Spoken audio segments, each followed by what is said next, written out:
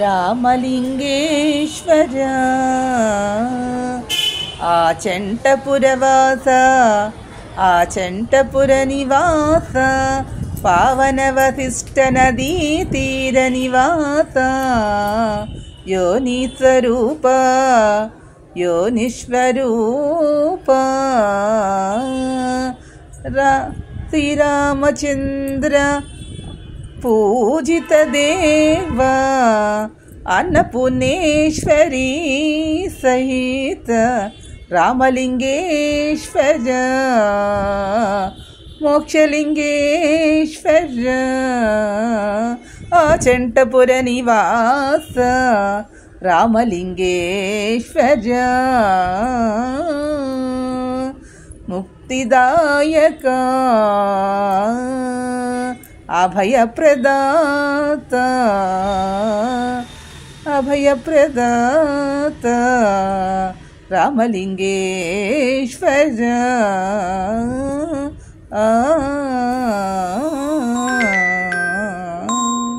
మోక్షలింగేశ్వర. అందరికీ నమస్కారం అండి.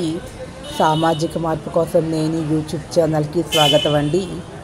ఈరోజు పవిత్ర వశిష్ట నదీ తీరానికి సమీపంలో ఉన్నటువంటి ఈ ఆచంట గ్రామంలో కొలువైనటువంటి ఆచంట రామలింగేశ్వర దేవాలయాన్ని మన పుణ్యక్షేత్రంలో దర్శనం చేసుకుని తరిద్దామండి. ఈరోజు ఈ మార్గశిర శుద్ధ షష్ఠి, కంద షష్ఠి అంటారు, సుబ్బారాయుడు షష్ఠిగా గ్రామీణ ప్రాంతం వాళ్ళు పిలుస్తూ ఉంటారు. ఈ పవిత్రమైన రోజున ఇలా పార్వతీ పరమేశ్వరులతో పాటుగా కుమారస్వామి వినాయకుడు ఉన్నటువంటి దేవాలయ దర్శనం చేసుకున్నట్లయితే శివుని యొక్క అనుగ్రహంతో పాటు కుమారస్వామి అనుగ్రహం కూడా లభిస్తుందండి. శివపుత్రుడు కుమారస్వామి. ఈ శివాలయముకి ఒక స్థల పురాణం ఉందండి. శ్రీరామచంద్రమూర్తి త్రేతాయుగంలో కులగురువులైనటువంటి వశిష్ఠ మహర్షి ఆదేశానుసారం బ్రహ్మహత్యా పాతకం నుండి విముక్తి పొందడం కోసం అని చెప్పి కోటి శివలింగాలు స్థాపిస్తూ ఇక్కడ ఈ రామేశ్వరం ఈ ఆచంట వచ్చి ఇక్కడ శివలింగాన్ని ప్రతిష్ఠ చేశారు. రామచంద్రమూర్తి ప్రతిష్ఠ చేసినటువంటి లింగం కాబట్టి రామేశ్వరుడుగా పిలువబడుతూ ఉన్నాడు. అంతేకాకుండా ఇక్కడ ఇంకా 2 శివలింగాలు కూడా ఉన్నాయండి. ఇక్కడ ఓంకారేశ్వరుడు కూడా ఉన్నాడు. అదేవిధంగా వినాయకుడు ఉన్నాడు. నవగ్రహాలు ఉన్నాయి.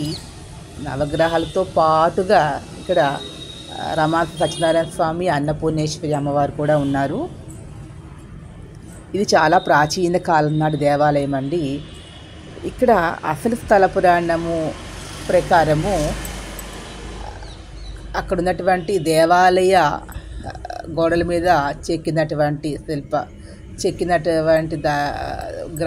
వాటిల్లో రాశారు, క్లియర్గా రాసి మెన్షన్ చేసి ఉందండి. ఇక్కడ ఈ శివస్వరూపాలు, లింగ స్వరూపాలతో పాటుగా అంటే పంచారామాలు, సమీపంలో పంచారామ క్షేత్రం ఉన్నాయి. ఆ పంచారామాలతో పాటుగా ఈ రామలింగేశ్వరుడితో పాటు ఇక్కడ స్థల పురాణం అనేది రాసి ఉంది. అదేవిధంగా అష్టాదశ శక్తిపీఠ స్తోత్రాలు, అక్కడ వాటి యొక్క మహత్యాలతో పాటుగా ద్వాదశ జ్యోతిర్లింగాలు కూడా ఇక్కడ గోడల మీద రాసి ఉన్నాయండి. ఈ స్థల పురాణం ఏంటి అంటే కృతయుగంలో ఈ తారకాసుర సంహారం పూర్తయిన పిమ్మట పార్వతీ పరమేశ్వర్లు అలా సంతోషంగా విహారయాత్రకు వెళ్దామని చెప్పి ఆకాశ మార్గాన సంచరిస్తూ వారు భూలోకం రావాలనిపించి ఇలా భూలోకం కేసి వస్తే ఇక్కడ గోదావరి తీరంలో అందమైన ప్రదేశం కనిపించింది. ఇక్కడ కొంతకాలం మనం విహారయాత్ర ఇక్కడ గడుపుదామని ఉద్దేశంతో కిందకు దిగి వస్తారు. అక్కడ ఒక భార్యాభర్తల్ని చూస్తారు, దంపతుల్ని. వారిని చూడగానే వారి దగ్గరికి వెళ్ళి మిమ్మల్ని మేము బాలుడు బాలికగా మారుస్తాము, మీరిద్దరూ కూడా బ్రహ్మచర్యంతో మీరు మీ జీవితాన్ని పూర్తిగా కొనసాగించండి అని చెప్తారు. అని చెప్పి వారిద్దరినీ కూడా బాలబాలికలుగా మార్చేస్తారు. ఆ బాలుడు బాలిక కూడా చాలా కాలము శివ నామస్మరణతోనే గడిపి తర్వాత ఈ మాయామోహం వల్ల, అజ్ఞానం అంధకారం వల్ల వాళ్ళు సంసార జీవితంలో ప్రవేశిస్తారు. ఆ తర్వాత వారికి శాపం తగిలి ఆ శాపం వల్ల తరువాత జన్మలో వారి తమిళనాట ప్రాంతంలో ఈ పురుషుడు బ్రాహ్మణుడిగాను ఆ స్త్రీ దేవదాతిగా జన్మిస్తుంది. ఇద్దరు కూడా పూర్వజన్మ సుకృతం వల్ల నాట్యశాస్త్రాన్ని అభ్యాసన చేస్తారు. ఇద్దరు కూడా నాట్యంలో మంచి ప్రావీణ్యం సంపాదిస్తారు. ఆ నాట్యం ద్వారా భగవంతుడిని మెప్పిస్తారు, ఆ ఈశ్వరుణ్ణి. అయినా కూడా ఈ మోహం మాయా చేత వారిద్దరూ కూడా ఈ పూర్వజన్మ వల్ల ఈ నాట్యశాస్త్రంలో వాళ్ళు ఉన్నటువంటి సంపూర్ణ జ్ఞానం వల్ల ఇద్దరు కూడా మళ్ళీ కలుసుకుని ఇద్దరు కూడా కలిసి మళ్ళీ వివాహం చేసుకుంటారు.